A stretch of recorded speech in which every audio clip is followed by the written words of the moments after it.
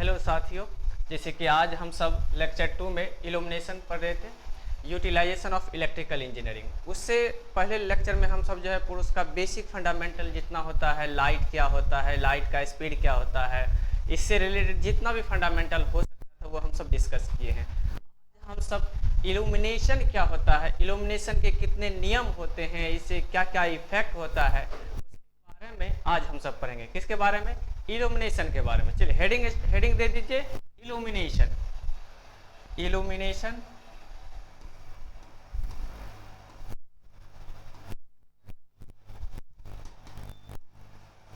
Illumination illumination किसे कहते हैं?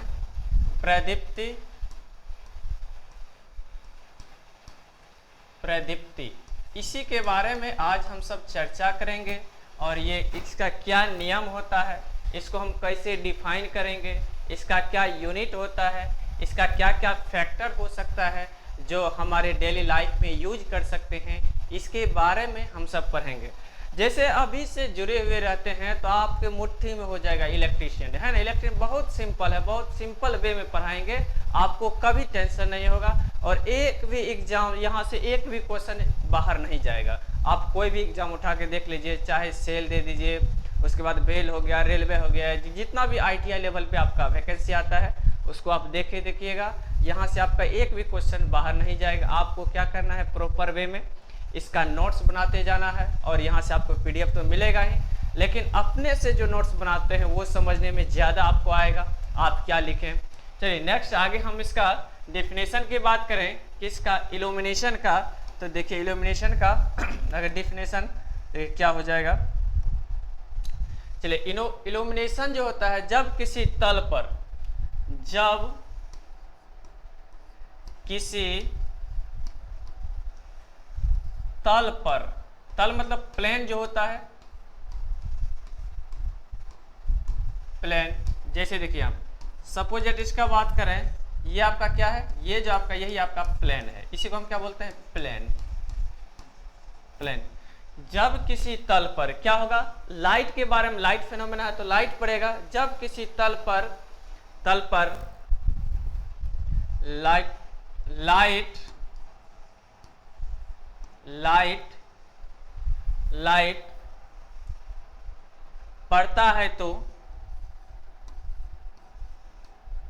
पड़ता है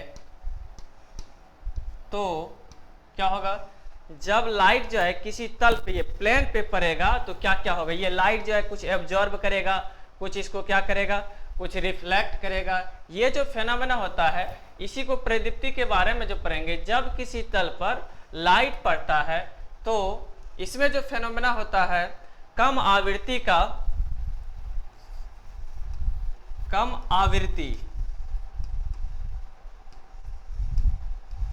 आवृत्ति जिसको हर्ज फ्रीक्वेंसी इसको बोलते हैं।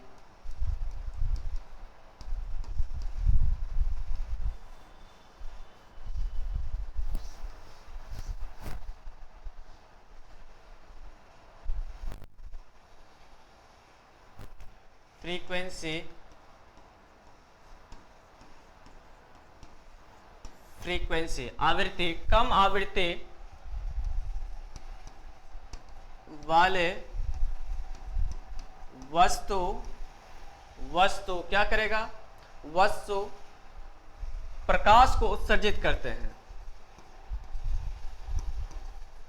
प्रकाश को उत्सर्जित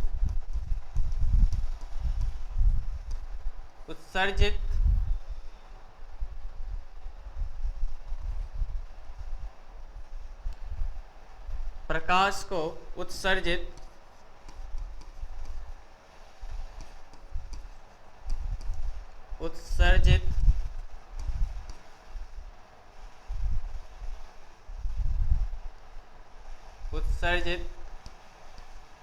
करते हैं। उस घटना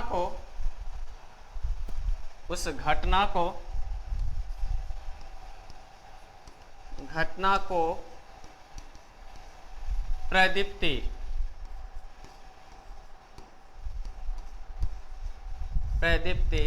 इल्यूमिनेशन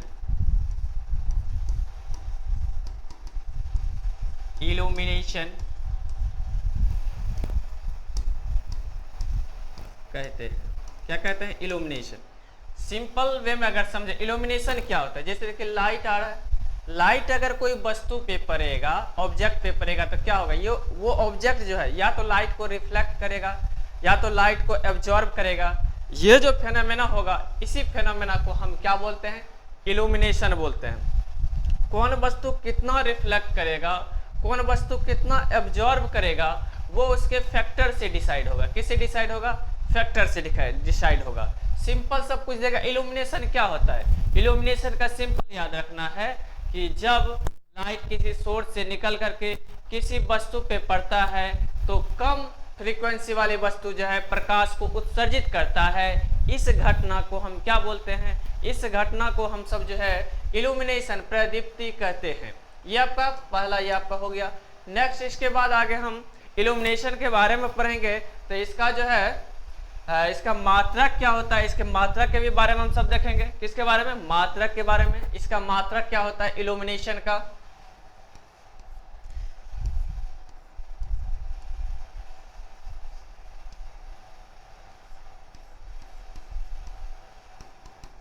इल्यूमिनेशन की मात्रक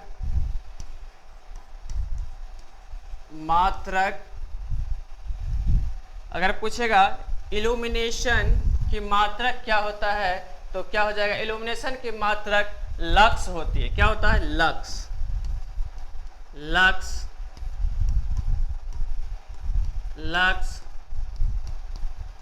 होती है। या लक्स को और क्या बोल सकते हैं? 1 लक्स इक्वल टू, अगर अदर यूनिट में बात करें तो क्या हो जाएगा? अदर यूनिट में हो जाएगा 1 लूमेन बाय, इसको बोलते हैं बाय या पर मीटर स्क्वायर। ये मोस्ट इंपोर्टेंट है, इसको राइट डाउन कर लीजिए। चलिए, ये किसके बारे में हो गया? अगर सिंपल सा पूछ देगा 1 लूमेन जो है वो कितने के बराबर होता है, तो ये आपका हो जाएगा 1 लक्स जो है 1 लूमेन पर मीटर स्क्वायर के बराबर होता है। किसका? पर मीटर स्क्वायर के बराबर, पर लूमेन पर मीटर स्क्वायर के बराबर होता है। ये भी आपका मोस्ट इंपोर्टेंट है। चलिए नेक्स्ट पेज की ओर आगे हम सब बढ़ते हैं। इतना को अच्छे तरीके से राइट डाउन कर लीजिए। नेक्स्ट आगे हम सब बढ़ते हैं। नेक्स्ट इसके बाद आगे है नेक्स्ट अदर, एक और यूनिट होता है अदर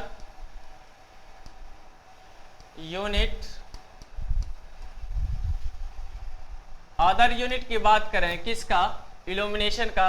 अदर यूनिट इल्यूमिनेशन का, तो ये आपका हो जाएगा मीटर कैंडल। क्या हो जाएगा? मीटर कैंडल किसका यूनिट हो जाएगा? इल्यूमिनेशन का। एक और यूनिट हो जाएगा मीटर कैंडल। ये भी आपका एग्जाम में बहुत बार पूछा गया है। नेक्स्ट दूसरा पॉइंट के आगे हम सब बात करते हैं। दूसरा पॉइंट आगे आपका है लुमिनस फ्लक्स, प्रदीप्ति पुंज। चलिए नेक्स्ट दूसरा पॉइंट है प्रदीप्ति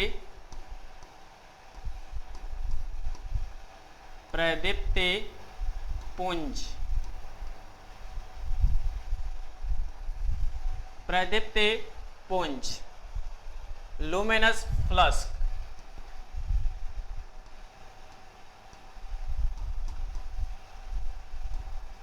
लुमिनस फ्लक्स क्या होते हैं, इसके बारे में हम सब डिस्कस करेंगे। देखिए लुमिनस फ्लक्स, प्रदीप्ति लुमिनस फ्लक्स जो होता है ये आपका हो जाएगा किसी प्रकाश स्रोत से किसी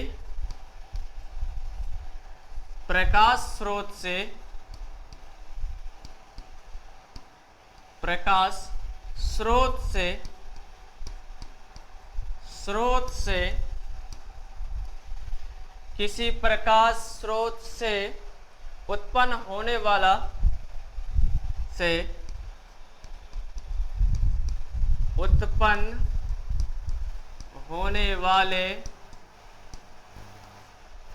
उत्पन्न होने वाले कुल प्रकाश पुंज,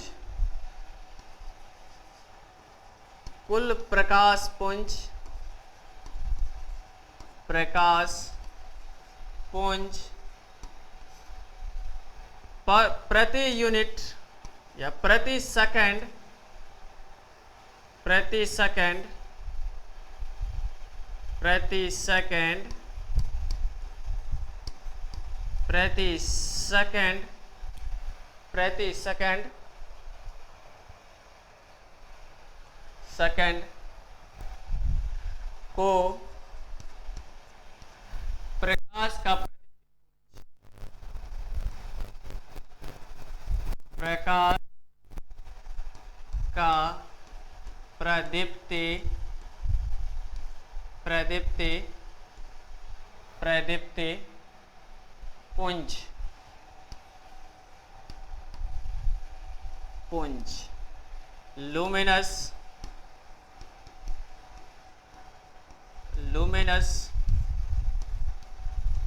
फ्लक्स कहा जाता है। अब ये तो डिफिनेशन हो गया किसका, प्रदीप्ति, प्रदीप्ति इल्यूमिनेशन, लुमिनस फ्लक्स का क्या होता है। लुमिनस फ्लक्स जो आपका जनरली देखिए होता है, ये आपका किसी प्रकाश स्रोत से उत्पन्न होने वाले कुल प्रकाश पुंज प्रति सेकंड को, जितना एक सेकंड में जितना आपका जो है ये लुमिनस फ्लक्स जनरेट होता है पर यूनिट टाइम यानी सेकंड, उसी को हम क्या बोलते हैं, उसी को प्रकाश का प्रदीप्ति पुंज लुमिनस फ्लक्स कहा जाता है। क्या कहा जाता है, लुमिनस फ्लक्स कहा जाता है। नेक्स्ट पॉइंट जो एग्जाम पॉइंट ऑफ व्यू से मोस्ट इंपोर्टेंट है वो आपका हो जाएगा, इसका मात्रक क्या होता है। इसका मात्रक, मात्रक, मात्रक लुमेन होता है। क्या होता है, लुमेन। सिंपल सा क्वेश्चन पूछ देगा, लुमिनस फ्लक्स प्रदीप्ति पुंज की इकाई क्या होती है, आपका आंसर क्या होगा, उसका आंसर हो जाएगा lumen. Lumen is the unit of, lumen is the unit of किसका हो जाएगा, लुमिनस फ्लक्स। अगर दूसरे वे में अगर अभी जस्ट पढ़े इल्यूमिनेशन, इल्यूमिनेशन का यूनिट क्या होता है, एक यूनिट होता है मीटर कैंडल, दूसरा होता है लुमेन पर मीटर स्क्वायर। क्या होता है, लुमेन पर मीटर स्क्वायर किसका यूनिट होता है, वो आपका इल्यूमिनेशन का होता है। अभी हम सब पढ़े प्रदीप्ति पुंज इल्यूमिनेशन फ्लक्स, इसका यूनिट होता है लुमेन। क्या होता है, लुमेन। चलिए नेक्स्ट आगे दूसरा पॉइंट एग्जाम में बहुत बार पूछा गया है, ये पॉइंट मोस्ट इंपोर्टेंट है ये आपका, कि 1 लुमेन बराबर कितना होता है, 1 लुमेन, 1 लुमेन इक्वल टू कितना वाट होता है, ये आपको बताना है। तो कितना हो जाएगा, 0.00116 वाट हो जाएगा। क्या हो जाएगा, वाट। पूछेगा वाट किसका यूनिट होता है, वाट यूनिट होता है डियर, ये यूनिट होता है आपका पावर का। चलिए इसको अंडरलाइन कर लीजिए, ये आपका मोस्ट इंपोर्टेंट पॉइंट है। पहला यूनिट तो याद रखना ही होगा, यूनिट इसका क्या, सिंपल सब पूछेगा, यूनिट जो है लुमिनस फ्लक्स का क्या हो जाता है, लुमेन हो जाता है। अब पूछेगा 1 लुमेन बराबर कितना होता है, बहुत सारा एग्जाम में आपका पूछा गया, डायरेक्ट पूछ लिया जाता है कि 1 लुमेन बराबर कितना वाट होता है, तो 0.0016 वाट होता है। ये नेक्स्ट आ गया आपका प्रदीप्ति पुंज के बारे में हम सब देख लिए। यहाँ पे 2 पॉइंट आपका इंपोर्टेंट है, पहला तो इसका यूनिट पूछ लेगा क्या होता है, दूसरा में पूछेगा 1 लुमेन बराबर कितना वाट होता है, तो 0.0016 वाट होता है। क्या होता है, 0.0016 वाट। नेक्स्ट पेज की ओर आगे हम सब बढ़ते हैं। तो नेक्स्ट आगे हम सबका जो आगे टॉपिक है तीसरा नंबर में,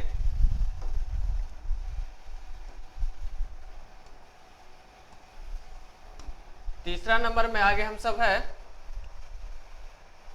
अच्छा, इसी में एक और फार्मूला होता है, उस फार्मूला को भी हम डिस्कस कर लेते हैं।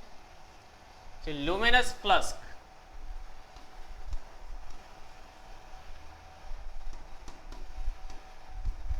Luminous flask. आगे हम पढ़ेंगे एक होता है मैग्नेटिक फ्लस्क, उसका यूनिट पूछेगा तो क्या हो जाएगा, वेबर हो जाएगा। आगे हम सब का पढ़ेंगे, वो इलेक्ट्रिकल का रीड माना जाता है, वो मैग्नेटिक सर्किट जब आगे हम सब पढ़ेंगे तब। लुमिनस फ्लस्क जो है, लुमिनस फ्लस्क, लुमिनस फ्लस्क, इसका जो है फार्मूला जो होता है, ये आपका फार्मूला हो जाएगा average candle power, average candle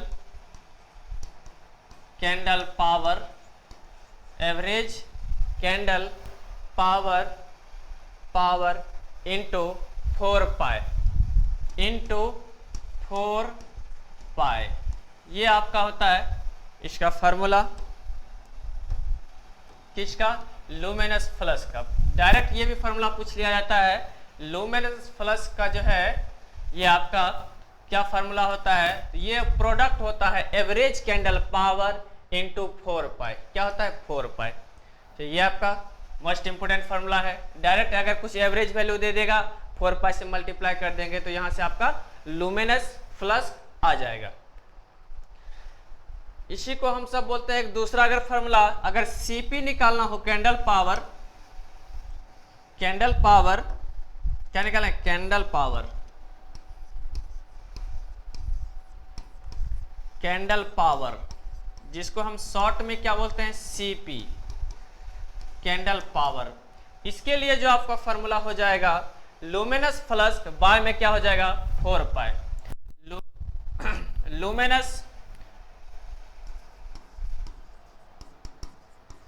luminous flux bye में क्या हो जाएगा 4 पाई। कहाँ से आया ये फार्मूला, इसी फार्मूला को हम ड्राइव करके बनाए हैं। देखिए यहाँ पे है ना CP candle power, candle power को अगर हम मल्टीप्लाई किए किससे 4 पाई से, तो हम सबको क्या आ गया है, लुमिनस फ्लस्क आ गया है। अगर हमको कैंडल पावर निकालना होगा तो ये 4 पाई उधर जाएगा तो क्या हो जाएगा, डिवाइड हो जाएगा, तो यहाँ से हमारा क्या आ जाएगा, कैंडल पावर भी आ जाएगा। अनदर इंपॉर्टेंट पॉइंट, इसको भी आप मार्क कर लीजिए, मोस्ट इंपोर्टेंट ये भी पॉइंट है। फार्मूला बेस्ड क्वेश्चन भी पूछ सकता है, या आपका आईटीआई है इसमें, तो आईटीआई से अगर पूछेगा डायरेक्ट फार्मूला ही पूछ लेगा कि कैंडल पावर बराबर क्या होता है। कैंडल पावर बराबर हो जाएगा लुमिनस फ्लस्क बाय में हो जाएगा 4 पाई। पाई का वैल्यू जानते ही हैं, पाई का वैल्यू कितना होता है, पाई का वैल्यू होता है 22/7, या तो और क्या लेंगे, या तो 3.14 जनरली सॉल्व करने के लिए लेते हैं। चलिए ये सब आगे हम सब 2 टर्म अभी पढ़े हैं। पहला पढ़े हैं इल्यूमिनेशन, दूसरा पढ़े आपका है लुमिनस फ्लस्क, तीसरा टर्म आगे जो आपका आने वाला है वो आगे हम सब पढ़ेंगे लुमिनस इंटेंसिटी। जब आगे आप 9th 10th में पढ़े होंगे उसमें आपका 7 फंडामेंटल क्वांटिटीज होते होंगे, आधारी राशियां जिसको हम बोलते हैं बेस राशियां, उस सब के बारे में आपका एक आता होगा लुमिनस इंटेंसिटी। वो क्या होता है उसका चर्चा अभी हम सब पढ़ेंगे इसमें, किसमें, यूटिलाइजेशन ऑफ इलेक्ट्रिकल इंजीनियरिंग में। आपको सब चीज रूबरू करा देंगे, यहीं से आपका क्वेश्चन आएगा, आपका एक भी क्वेश्चन यहाँ से बाहर नहीं जाएगा। इसीलिए आपको कंटिन्यूटी बनाए रखना है और आपको प्रॉपर वीडियो को देखते रहना है। चलिए नेक्स्ट आगे हम सब बढ़ते हैं। नेक्स्ट आगे है आपका luminous intensity, 3rd number point होगा आपका ये luminous intensity. Luminous intensity, luminous intensity, ज्योति तीव्रता, इसको क्या बोलते हैं, ज्योति तीव्रता, ज्योति तीव्रता, लुमिनस इंटेंसिटी। सबसे पहले इसका सिंबल पूछ लेगा, क्या होता है संकेत, सिंबल, सिंबल ज्योति तीव्रता का सिंबल क्या होता है, आई होता है। क्या होता है, आई। इसका यूनिट की बात करें, इसका यूनिट क्या हो जाएगा, यूनिट इकाई क्या होता है, इसका इकाई होता है कैंडल, कैंडला, कैंडला जिसको शॉर्ट में सीडी कहते हैं। यह आपका कैसा राशि है, यह एक आधारी राशि होती है, आधारी राशि होता है। इसको आधारी राशि को क्या बोलते हैं, fundamental quantities, fundamental quantities, fundamental quantities, या और इसी को क्या बोलते हैं, और इसी को हम सब बोलते हैं बेस राशि, बेस क्वांटिटी, बेस क्वांटिटी।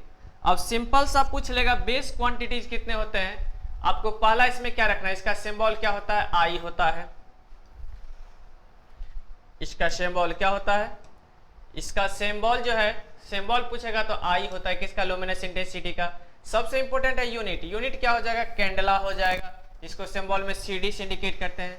यह कैसी राशि, आधारी राशियां है, और आधारी राशियां को ही क्या बोलते हैं, फंडामेंटल यूनिट बोलते हैं, या क्वांटिटी बोलते हैं, या इसी को बेस क्वांटिटी भी कहा जाता है। क्या कहा जाता है, बेस क्वांटिटी। चलिए ये सब टर्म आपको याद रखना है। नेक्स्ट आगे इसका आगे हमसे और दूसरा यूनिट इसका क्या हो सकता है, लुमिनस इंटेंसिटी का अदर यूनिट क्या हो सकता है, उस टर्म में हम सब पढ़ेंगे, किसके फॉर्म में, इल्यूमिनेशन के फॉर्म में आगे हम सब पढ़ेंगे। चलिए ये जो आपका हो जाएगा, अगर यहीं से पूछ लेता है 1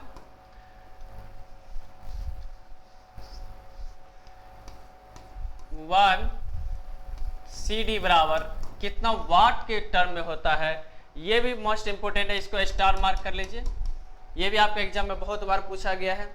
ये आपका हो जाएगा 0.00201 वाट होता है,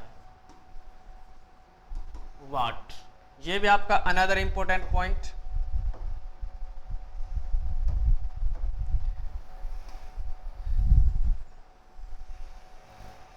किसके रिगार्डिंग, ये आपका हो जाएगा लुमिनस इंटेंसिटी के रिगार्डिंग आपका दूसरा पॉइंट हो गया। चलिए इसी में अगर इसको हम डिफाइन करें तो ये कैसे हो जाएगा, किसी इसको अगर हम डिफाइन करें, किसको, लुमिनस इंटेंसिटी को, लुमिनस इंटेंसिटी, लुमिनस इंटेंसिटी को डिफाइन करें तो क्या हो जाएगा, लुमिनस इंटेंसिटी, ये भी आपका सिंपल सा हो जाएगा, किसी प्रकाश स्रोत से, किसी प्रकाश स्रोत से, प्रकाश स्रोत से, स्रोत से प्रति सेकंड, प्रति सेकंड, सेकंड उत्सर्जित होने वाले, उत्सर्जित होने वाले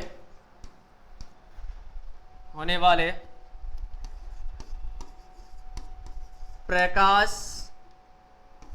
को क्या कहते थे, प्रकाश को luminous flux, luminous flux, flux कहा जाता है, तथा इसके तीव्रता को, इसके तीव्रता, तीव्रता इंटेंसिटी को, इंटेंसिटी को क्या कहा जाता है, luminous, luminous intensity, luminous intensity कहा जाता है। ये किस टर्म में है, ये आपका लुमिनस फ्लक्स के टर्म है। लुमिनस फ्लक्स वो क्या करता है कि 1 सेकेंड में कितना लाइट आपका उत्सर्जित होता है कोई भी बॉडी से, और जितना उत्सर्जित हुआ उसको तो हम क्या बोलेंगे, लुमिनस फ्लक्स बोल देंगे। लुमिनस फ्लक्स बोलेगा कि उसका इंटेंसिटी कितना होगा, तीव्रता कितना होगा, उस इंटेंसिटी को जो हम जिसमें मेजर करेंगे, इंडिकेट करेंगे, उसी को हम क्या बोलते हैं, लुमिनस फ्लक्स कहते हैं। क्या बोलते हैं, luminous flux, sorry luminous intensity कहते हैं। चलिए लुमिनस इंटेंसिटी को किस टर्म में हम सब बात किए, लुमिनस फ्लक्स में बात किए हैं। कि सिंपल सा पहले लुमिनस फ्लक्स अगर आपको याद हो जाएगा तो लुमिनस इंटेंसिटी तो सिंपल है, उसी के टर्म है। लुमिनस फ्लक्स क्या कहता है कि वो कहता है कि कोई ऑब्जेक्ट से कितना लाइट क्या हो रहा है, ट्रांसमिट हो रहा है, यानी उत्सर्जित हो रहा है, कितना पर सेकंड, 1 सेकंड में जितना लाइट आपका ट्रांसमिट होगा उसको तो हम सब बोलते हैं लुमिनस फ्लक्स। अब उसका इंटेंसिटी कितना होगा, उसकी तीव्रता क्या होगा, उस तीव्रता को जो हम सब इंडिकेट करते हैं उसी को हम क्या बोलते हैं, लुमिनस इंटेंसिटी कहते हैं। और लुमिनस इंटेंसिटी का अभी जस्ट हम सब देखें, क्या इसका सिंबल क्या होता है, आई, और इसका यूनिट क्या होता है, कैंडला होता है। और एक कैंडला बराबर कितना होता है, 0.0, देखिए यहीं पे आपका दिया हुआ है कितना होता है, ये आपका होता है 0.02201 वाट होता है। किस टर्म में, वाट के टर्म में। चलिए नेक्स्ट आगे हम सब नेक्स्ट पेज की ओर पढ़ते हैं। नेक्स्ट आगे टर्म आपका है, नेक्स्ट आगे है प्लेन एंगल। क्या है प्लेन एंगल, तल कोण। 4 नंबर पॉइंट है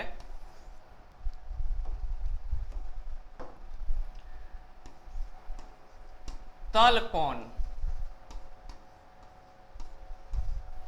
इंग्लिश में बोलते हैं प्लेन एंगल, प्लेन एंगल।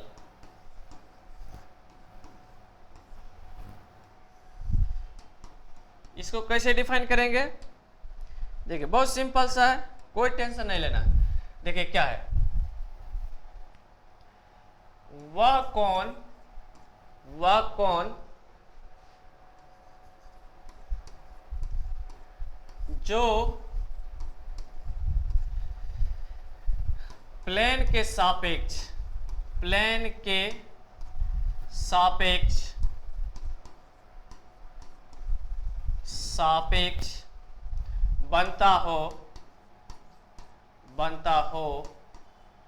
उसे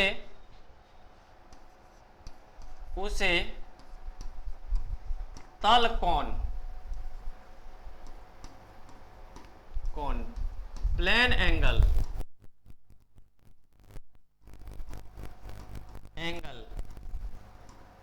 कहा जाता है। जैसे में देखिए, जैसे आपका एक प्लेन है, ये अगर यहां से एक सेंटर मान लिया जाए, अगर ये आपका एक रेफरेंस है, इसके एक रेफरेंस में सपोजेट ये लाइन हो गया, इसके बीच में जो आपका एंगल बनता है यही आपका क्या होता है, थीटा। इसी एंगल को हम सब क्या बोलते हैं, प्लेन एंगल बोलते हैं। क्या बोलते हैं, प्लेन एंगल, प्लेन एंगल। ये किस में, 2D में होता है। जैसे सपोजेट अगर हम सर्कल की बात करें, किसका, सर्कल की बात करें, तो ये क्या होता है, सेंटर होता है O। अगर यहाँ से हम एक रेफरेंस ले लें, इसको जैसे जैसे हम इंक्रीज करेंगे तो यहाँ है तो इसका थीटा यहाँ हो जाएगा, इसको अगर हम यहाँ पे कर देते इसका थीटा और इंक्रीज हो जाएगा। इसको इस तरीके से भी हम कर सकते हैं, ये आगे आ जाएगा। फिर इसको ऐसे कर सकते हैं आप, आप जो है इसको लाइन पे भी ड्रॉ कर सकते हैं। ये जैसे आपका हुआ फर्स्ट क्वाड्रेंट, ये आपका क्या हो गया, सेकेंड क्वाड्रेंट, ये आपका क्या होगा, थर्ड क्वाड्रेंट, ये आपका क्या हो जाएगा, फोर्थ क्वाड्रेंट। जैसे ये आपका क्या है, सेंटर है, यहीं से अगर कोई लाइन ड्रॉ करना होगा, सपोजेट यहाँ से फर्स्ट क्वाड्रेंट में एंगल कितना होता है, 90 डिग्री, इसमें कितना हो जाएगा, 180 डिग्री। ये क्या, थर्ड क्वाड्रेंट में टोटल को मिला देते कितना हो जाएगा, 270 डिग्री। अब 1 रोटेशन कंप्लीट हो जाएगा तो कितना हो जाएगा, 360 डिग्री। या इसी को हम क्या बोलते हैं, रेफरेंस बोलते हैं। रेफरेंस लेकर के प्लेन आपका हो गया, ये जो प्लेन है इस प्लेन को हम सब क्या बोलते हैं, रेफरेंस या सापेक्ष। ये प्लेन के साथ ये जो आपका रोटेट कर रहा है, किधर कर रहा है, एंटी क्लॉकवाइज कर रहा है कि क्लॉकवाइज कर रहा है, क्लॉकवाइज। देखिए क्या होता है, क्लॉकवाइज इस तरीके से रोटेशन होगा। घड़ी देखे ना, घड़ी जो रोटेट करता है ये घड़ी के अपोजिट डायरेक्शन में कर रहा है। इस डायरेक्शन में हो रहा है। जैसे जैसे इसको बढ़ाते हैं तो ये थीटा जो है आपका प्लेन एंगल का मान क्या हो रहा है, घट रहा है, प्लेन एंगल का मान क्या रहा है, बढ़ रहा है। अगर धीरे धीरे अगर इसको इधर प्लेन के सापेक्ष आ जाएगा, अगर प्लेन भी इसी डायरेक्शन में है और ये इसका रोटेशन जो है चेंज जो कर रहे हैं वो भी एक ही डायरेक्शन में आ जाएगा, तो इसका रेफरेंस एंगल कितना हो जाएगा, 0 आ जाएगा, क्योंकि एक में ही आ जाएगा। अगर इस तरीके से रोटेट करके आएगा तो क्या हो जाएगा, 360 डिग्री आ जाएगा। उसी को वन रोटेशन बोलते हैं। क्या बोलते हैं, वन रोटेशन बोलते हैं। ये आपको समझ में आ गया होगा। बहुत सिंपल से देखिए, ये आपका प्लेन है, एक सर्कल की तरह हम ड्रॉ किए हैं। जैसे जैसे हम इसको बढ़ाते जाएंगे आपका एंगल जो है तल कोण प्लेन एंगल वो आपका इंक्रीज करते जाएगा। कहाँ तक इंक्रीज करेगा, उसका इंक्रीज करेगा पहले 0, 0 से 30, जैसे जैसे बढ़ाएंगे 90, 90 के बाद कितना हो जाएगा 120, 80, 270, 360। जैसे 360 आएगा तो क्या हो जाएगा, वो आपका एक रोटेशन आ जाएगा। क्या आ जाएगा, एक रोटेशन। इसको हम ओमेगा से पढ़ते हैं, आगे हम सब पढ़ेंगे। ये आपका प्लेन की बात कर रहा है। 2D में अगर जो एंगल बनता है किसमें, 2 डायमेंशन, 2D मतलब 2 डायमेंशन, जिसमें लेंथ हो ब्रेथ हो, उसके द्वारा जो एंगल बनता है, जैसे आपका हो गया जैसे ये है, इसमें अगर एंगल बन रहा है, देखिए यहाँ पे एंगल बन रहा है, यहाँ बन रहा है, यहाँ बन रहा है, ये सब आपका क्या है, 2D है। जैसे आपका एक सर्कल हो गया, इसमें जो एंगल बन रहा है, जैसे यहाँ से ले लें तो इसके साथ भी बन रहा है, इसके साथ भी बन रहा है, ऊपर में 180, नीचे में 180, टोटल कितना हो जाएगा 360 डिग्री। अब आगे हम सब पढ़ेंगे। जैसे यहाँ तक तो हो गया, इसमें एक और इसका यूनिट पूछ लेता है कि तल एंगल का, प्लेन एंगल का जो है यूनिट क्या होता है, वो बहुत इंपॉर्टेंट है। उसको भी आगे हम सब डिस्कस कर लेते हैं। Plane angle, plane angle, angle की इकाई रेडियन होती है। रेडियन क्या होता है, रेडियन। इसको एक्सप्रेस कैसे किया जाता है, इसका संकेत थीटा होता है। थीटा क्या क्या हो सकता है, थीटा का मान 0 हो सकता है, 60 डिग्री हो सकता है, 30 डिग्री हो सकता है, 60 डिग्री हो सकता है, 90 डिग्री हो सकता है, 120 डिग्री हो सकता है, 180 हो सकता है, 270 हो सकता है, 360 हो जाएगा, तो वन रोटेशन हो जाएगा। ETC ये एक्सप्रेस करने का तरीका हो गया। मेन जो आपको याद रखना है कि इसका यूनिट क्या होता है, इसका यूनिट आपका माय डियर, इसका यूनिट हो जाएगा रेडियन। क्या हो जाएगा, रेडियन। सिंपल सा पूछ लेगा कि प्लेन एंगल, एक और होता है सॉलिड एंगल, दोनों में कंफ्यूजन ज्यादा होता है। प्लेन एंगल रहेगा तो 2D याद रखना है कि 2 डायमेंशन, जिसमें 2 डायमेंशन होगा, इसमें हॉरिजेंटल प्लेन एक वर्टिकल प्लेन होगा, उसका जो यूनिट हो जाएगा क्या हो जाएगा, रेडियन हो जाएगा। क्या हो जाएगा, रेडियन। चलिए नेक्स्ट आगे हम सब सॉलिड एंगल की भी बात कर लेते हैं। किसका, सॉलिड एंगल। ठोस कोण, ठोस कोण,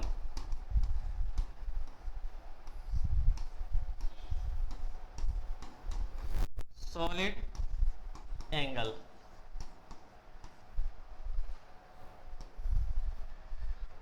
सॉलिड एंगल को जो हम एक्सप्रेस करते हैं वह कोण जो किसी 3D फिगर से निर्मित होता हो,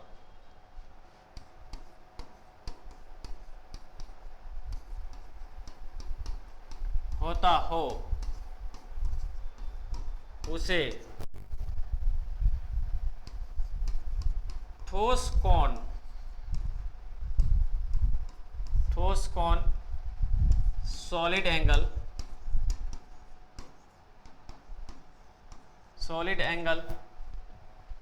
कहते हैं। Solid angle. अब अगर हम इसका बात करें, जैसे देखिए ये आपका क्या है,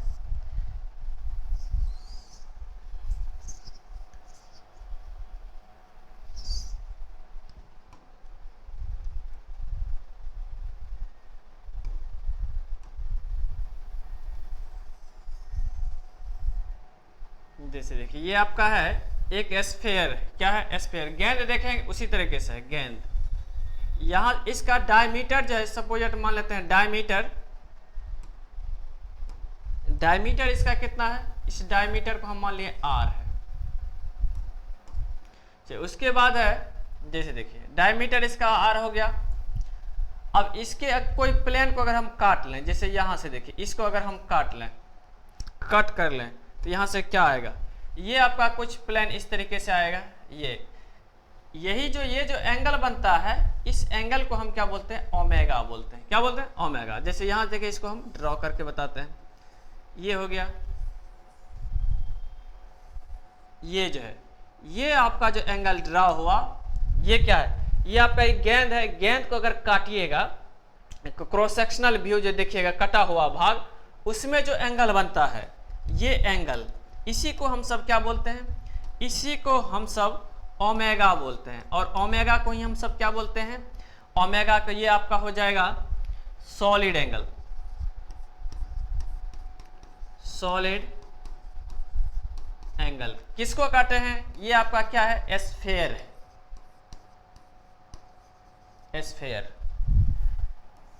स्फीयर के ओवरव्यू को हम सब देखें, इसमें जो एंगल बनता है उसी को हम क्या बोलते हैं, सॉलिड एंगल बनते हैं। क्या बोलते हैं, सॉलिड एंगल। चलिए नेक्स्ट आगे हम सब इसका यूनिट क्या होता है, उस यूनिट के बारे में हम सब डिस्कस करेंगे। किसका, सॉलिड एंगल।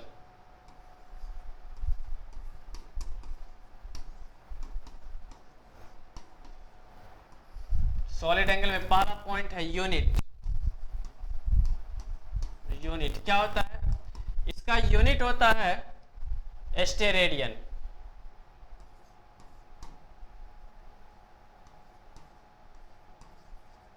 स्टेरेडियन, ये आपको याद रखना है, क्या होता है, steradian is the unit of solid angle. तो नेक्स्ट आगे दूसरा अगर हम बात करें, इसका फार्मूला क्या हो सकता है सॉलिड एंगल का, सॉलिड सॉलिड एंगल का जो फार्मूला होता है, सॉलिड एंगल का फार्मूला हो जाएगा, सॉलिड एंगल का फार्मूला इसका इंडिकेट किससे करते हैं, ओमेगा। ओमेगा बराबर जो आपका फार्मूला आ जाएगा,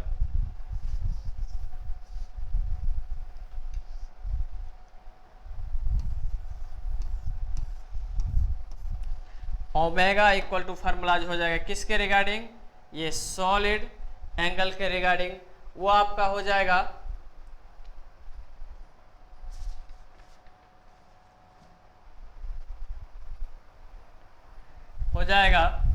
area of sphere. Area of sphere by में क्या हो जाएगा, डायमीटर ऑफ स्फीयर। इसके हम क्या कर देंगे, स्क्वायर कर देंगे। तो यहां से आपका क्या आ जाएगा, यहां से आपका जो है ये सॉलिड एंगल आ जाएगा। जैसे एक पीछे में देखिए क्या है, यहां जो बता है, ये जो आपका है, ये आपका होलो स्फीयर है। क्या है, होलो स्फीयर है।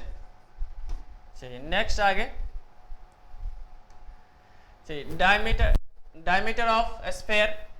अब ओमेगा बराबर देखिए क्या हो जाएगा, ओमेगा बराबर एरिया ऑफ स्फीयर क्या होता है, 4 पाई r स्क्वायर। नीचे में क्या हो जाएगा, r होता है, इसका हम क्या कर देंगे, स्क्वायर कर देंगे।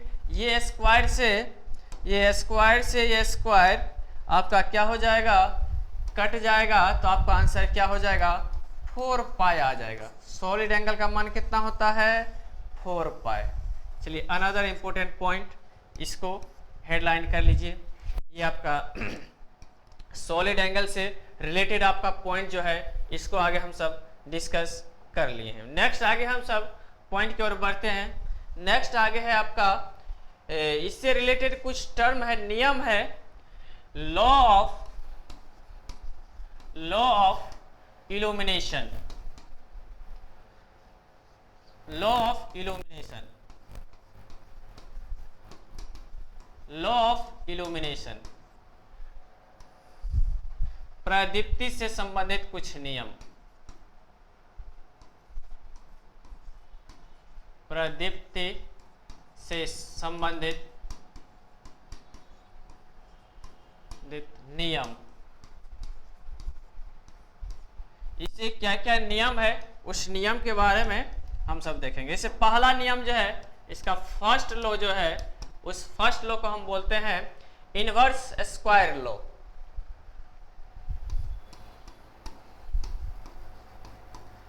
Inverse square law. Inverse square law क्या बताता है? इसको बोलते हैं व्युत्क्रम वर्ग का नियम। वैसे आपके एग्जाम में इंग्लिश हिंदी दोनों रहता है, उसको देख सकते हैं। व्युत्क्रम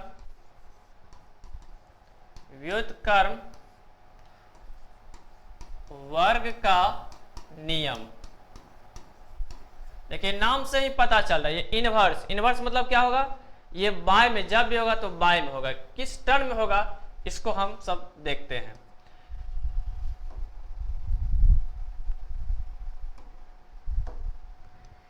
According to this law,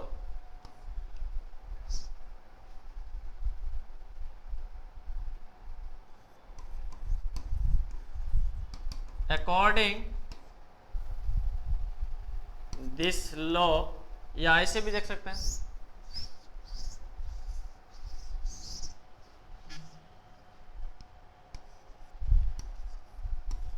इस नियम के अनुसार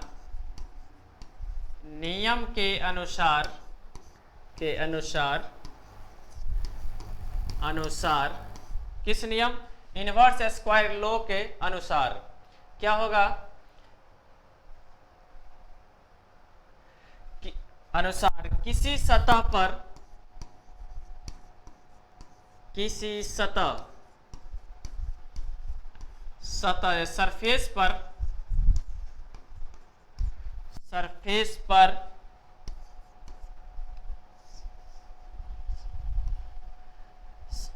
सरफेस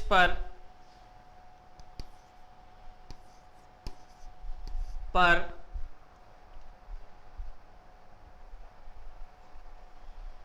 उस स्रोत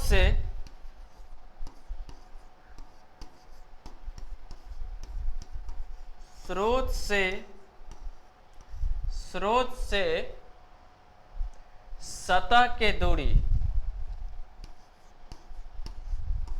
सतह के बीच की दूरी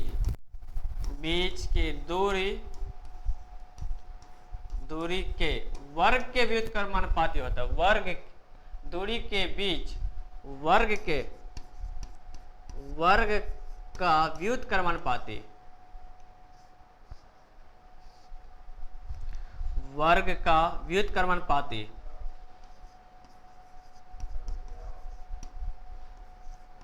व्युत्क्रमानुपाती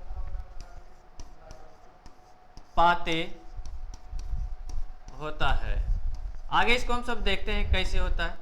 चलिए, इस नेक्स्ट पॉइंट है, ये कैसे व्युत्क्रमानुपाती होता है उसको आगे हम सब देखते हैं। क्या है आगे हम सब इसके नियम के बारे में देख रहे थे, जिसको हम सब इल्यूमिनेशन ई से इंडिकेट करते हैं। ई जो है आपका इनवर्सली प्रोपोर्शनल टू हो जाएगा 1/d² का। यही आपका नियम होता है। अब कैसे इसको समझेंगे? देखिए सिंपल सा वे है। अब जैसे कोई आपका एक प्लेन है, क्या है? प्लेन है।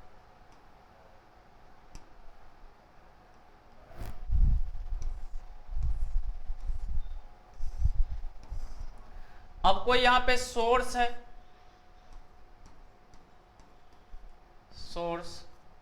अब यहां से क्या हो रहा है? लाइट ट्रांसमिट हो रहा है। क्या हो रहा है? लाइट ट्रांसमिट हो रहा है।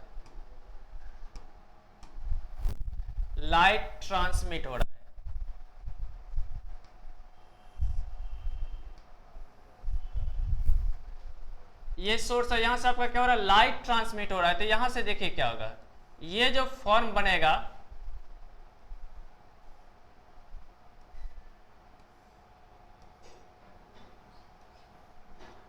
इस तरीके से फॉर्म बनेगा। अब यहां से लेकर के, सोर्स से लेकर के इसके बीच का जो डिस्टेंस है, इसको हम इसको d मान लिए हैं। बोलता है सोर्स से लेकर के सरफेस के बीच, ये आपका क्या है? सरफेस है। इसके बीच का जो डिस्टेंस है इसका क्या होगा, इनवर्स के स्क्वायर हो जाएगा। क्या हो जाएगा, इसी का नाम दिया गया है क्या, इनवर्स स्क्वायर लो। बहुत सिंपल सा है, क्या हो जाएगा, इनवर्स स्क्वायर लो। ये आपका क्या प्लेन है, इस पे जो लाइट पड़ेगा, सोर्स से आएगा तो कहीं ना कहीं लाइट पड़ेगा ना जी, लाइट पड़ेगा, वो आपका क्या है, प्लेन है। उस प्लेन पे जो पड़ेगा, दोनों के बीच का जो डिस्टेंस है, उस डिस्टेंस के इनवर्स स्क्वायर हो जाएगा, इसीलिए इसका नाम क्या पड़ा, इनवर्स स्क्वायर लो। इनवर्स स्क्वायर लो, इनवर्स स्क्वायर लो। नेक्स्ट आगे हम सब इससे रिलेटेड कुछ टर्म देखते हैं। एक और नियम है, उसको भी हम सब डिस्कस करते हैं। दूसरा आपका है product of cosine law.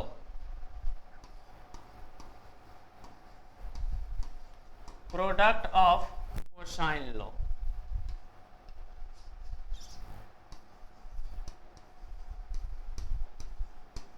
Cosine law. अब ये क्या होता है इसके बारे में भी हम सब देखते हैं। चलिए, ये जो आपका है प्रोडक्ट ऑफ कोसाइन, ये एंगल के साथ क्या करेगा, कुछ न कुछ ये आपका रिलेटेड होगा। ये कोसाइन एंगल है, इस कोसाइन एंगल के साथ ये कैसे रिलेट करेगा, इसको आगे हम सब देखते हैं। अब इसमें क्या होगा, इसमें आपका कोई रे आ रहा होगा,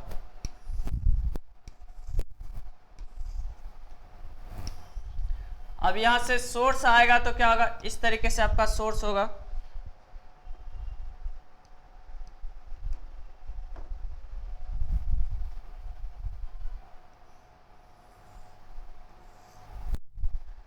अब यहां से ये क्या हो जाएगा, रिफ्लेक्ट हो जाएगा। ये जो रिफ्लेक्शन होगा, इसी को हम सब क्या बोलते हैं, ये आपका क्या होगा, बीम ऑफ लाइट,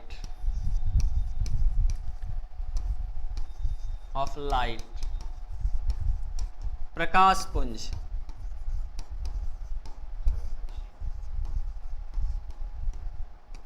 प्रकाश पुंज। अब यहां जो आएगा इस तल पे, अगर सपोजेट यहां पे अगर इसको हम रेफरेंस मान लिया जाए और इसके साथ जो ये एंगल बनता है, यही आपका कोसाइन एंगल बनता है।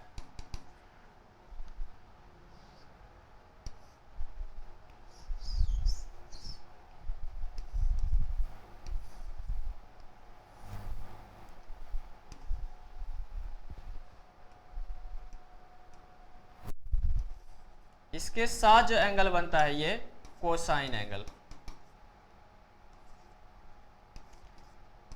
इसी को हम कोसाइन लॉ के नाम से जानते हैं। ये जो आपका हो जाएगा यहां से, ये आपका हो जाएगा ई जो है डायरेक्टली प्रोपोर्शनल टू हो जाएगा किसका, कॉस थीटा का।